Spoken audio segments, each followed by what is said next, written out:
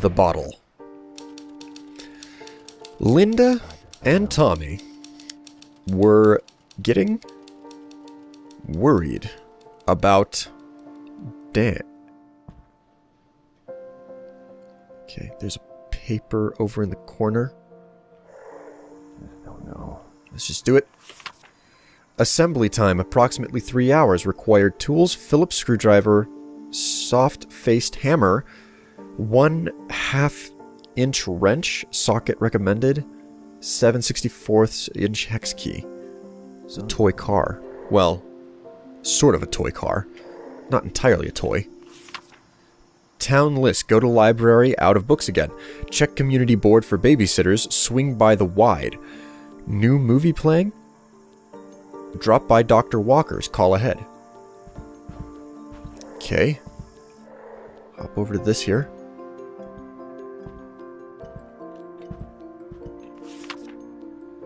His dad is always working. Seems to be the message there. Ooh. Trash bags, aspirin, salad dressing, a case of beer, popcorn, Ogburn bread. Well, if Dan is looking to hit the bottle to try and solve his problems, I know that he's not going to get the dedication this time around. For those of you who are unaware, actually none of you would be aware, there is a bit of a problem with alcoholism running in my family, so that's a subject that I take quite seriously. If he uses that Hemingway quote one more time, pretty much every night he's either super focused on his novel or too drunk for us to spend a regular night together. That used to be our time. We would put Tommy down for the night, have a glass of wine, 2 at the most, and talk about our days or maybe listen to a record. Now, I'm lucky to get 1 night a week where he's sober and not writing. Most nights he has a bourbon. No, wait. Make that 4. And I read in bed until I fall asleep. He tries not to wake me up when he comes in, but you're never as quiet and graceful as you think you are when you're drunk, and in a dark room, no less. Of course I want his book to be great, but I also want my husband back. How's my little man? All right, Fine, Dan. Dad. I know what it is. I understand what's going on now. Write drunk, edit sober. Apparently Hemingway said that. Or maybe someone else did. It doesn't matter, because it's true. To write, you have to be fearless. You have to make choices and plow forward. Surprise the reader. Surprise yourself. Make something that matters, not something safe. What does drinking do? It suppresses inhibitions. Yeah, there are typos, but that's what copy editors are for, and it's not like I'm drinking all day. I'm fixing most of this stuff myself each morning. Or early afternoon, I guess. I'm not stumbling around drunk all day and pissing myself. I'm trying to create something they'll remember me by. No one can imagine how stressful it is unless they've tried it. The pressure's so bad I just want to give up sometimes. On those nights, a drink is the only way to turn my mind off and get some sleep. When the book is done, I'll dial it back. Excuses of an alcoholic, Dan. That is not acceptable. It's not gonna fly. Not while I'm influencing your decisions. Alan, hey man, this is gonna sound odd, but I could use some advice. I'm in hot water here because, well, I've been drinking more lately. Man, there's just no good way to write that. I mean, I used to drink and write all the time in school. You remember that, right? I guess I got away from it when we got married, and definitely after Tommy came along. But he's in bed by 8:30 every night now. And let me be clear, I'm not blacking out or driving drunk. You know I'd never do something like that. I just have a few drinks while I'm working, safe and sound in the house. A writer who drinks isn't exactly unheard of. Wow, could I sound more defensive? But here's the hell of it. It's working. It's brought back that college hunger, that energy, and in the last week or two, the book's just singing. I don't even know what I'm asking here. Maybe I just wanted to start the conversation. If you get a chance, give me a call. Dan. I see how it is, Dan. Getting stuck on that bottle. That's what's happening. I'm thinking that Linda is going to get the full attention this time around. Can't dig any of the pictures. Oh, no, wait. This one? Oh, he's always hungover. That's clearly what Tommy is making his drawing about. His father working. Oh, Thank God this lamp is on. Barb, I know I wrote yesterday, but I need your advice. I think Dan's drinking too much. And before you start to worry, let me say he's not an alcoholic. It's just because of the pressure he's under trying to finish the book. But you know Dan's never exactly been a health nut. He isn't gaining weight yet, though even that's just because alcohol kills his appetite. So he's hardly eating at night, which is another problem altogether. I don't think he sees what he's doing to himself, and I don't know how to break through to him about this. Sometimes I just want to say it's not like I have to get drunk to paint, but I know that's not the most mature way to handle it. Sorry for dumping all this on you, I just wanted to get it off my chest. Do you have any advice about how to talk to him? Yours, Linda. Okay, time to search memories. Linda, you are the first one, and I'm in agreement with you quite a bit. Just say that right off the bat. Why don't you stop it, too? I'm fine. Yeah, that's what all alcoholics say. I'm fine, I can stop whenever I want. And yet they don't, because they can't. It's an experience that I got very well acquainted with myself whenever I first hit the legal age to purchase alcohol. I realized, after that one night where you just keep drinking and then you puke your guts out, that you really stop realizing where you need to stop. And luckily, I realized that I hate feeling like that, so I learned my limit. I'm sure Mom and Dad would have liked to have been the only visitors in the house, but they understood the bad timing and were glad to see us at all. With so much going on, I didn't get a chance to talk to her about things with Dad. I need to try and call or write when they get back home. I hope they're okay. Me too, Linda. Me too. Okay. Where's Tommy? He's not down here. Let's see. Over the lamp. Up to the chandelier. Oops. Tommy must be in his room. Sure enough. Whoa, it's messed up again. Alright, into Tommy's mind I go. What's troubling the little boy this time around? He probably just wants to spend time with his dad.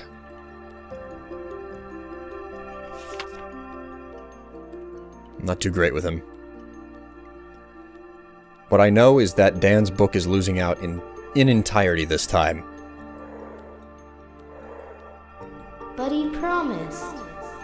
If he doesn't do it, I'll help you, honey. Help him with what? Okay. Off to the chandelier, and Dan is not in his office. What on earth? They don't understand, Dan. You keep telling yourself that. They don't understand. Okay. What's on your mind this time around, Danny boy?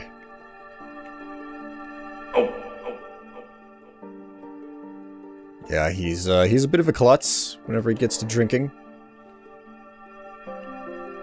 There's a table right to your left.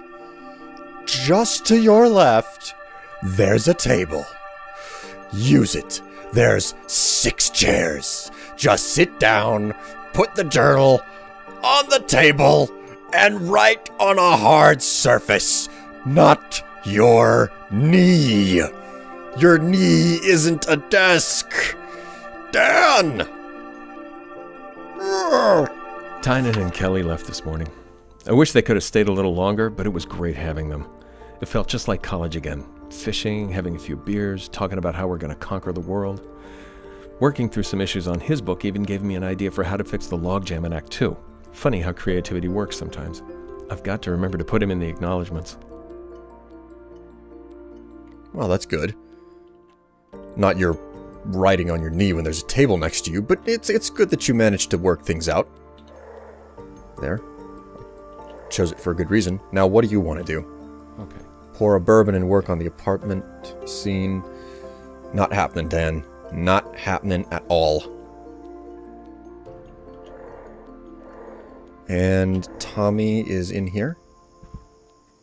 Too sad to put together my car. Okay, that's what he wanted. It was the car. Now I remember. Is Linda out here? No, she's in her studio. Oh, I forgot that lamp was on. Jogging shoes are right there. He just has to make the effort. We just checked that one.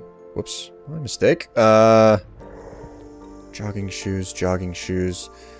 Well, if they're not by the front door, I mean, that's where I'm expecting shoes to be because I've been so heavily influenced by, Japanese culture. They have to be in the bedroom. There we go. Yes, I'm taking the shoes.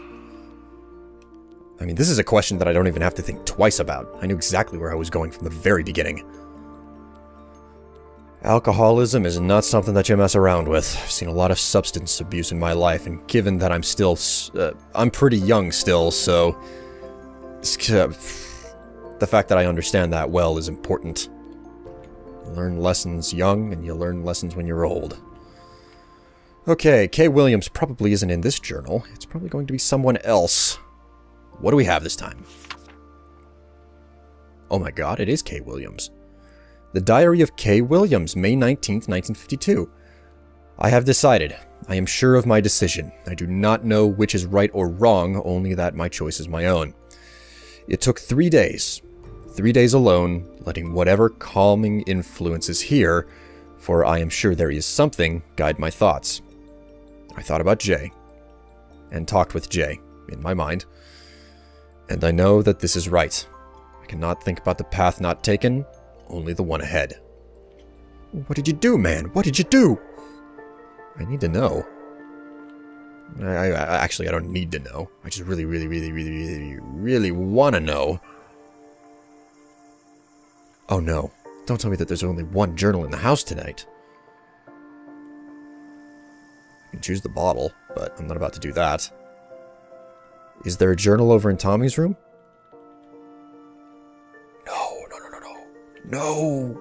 No! I need closure on this story. What does he do? What do you do, Williams? Kay Williams, what do you do? I'm not gonna get an end. There's no book in the house. This is unfair. I want closure.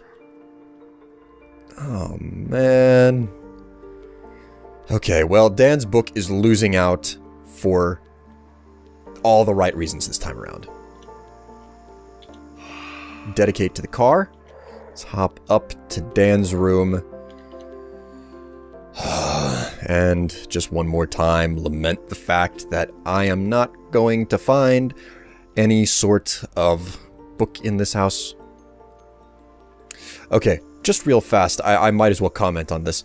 Have you ever been in a bathroom, like, where you've got two doors right next to the toilet? I don't know about you guys, but it just makes me nervous. Like, you're twice as likely to have someone walk in unexpectedly. Twice as vulnerable. I have no earthly idea why I'm concerned about that. But I mean, twice in my lifetime, I've lived in houses with 3 doors to the bathroom, which is nerve-wracking. That and the fact that doors are paper thin, so if you're making noise or you got a bad time, oh boy. Anyways, Dan, I've got some talking to do.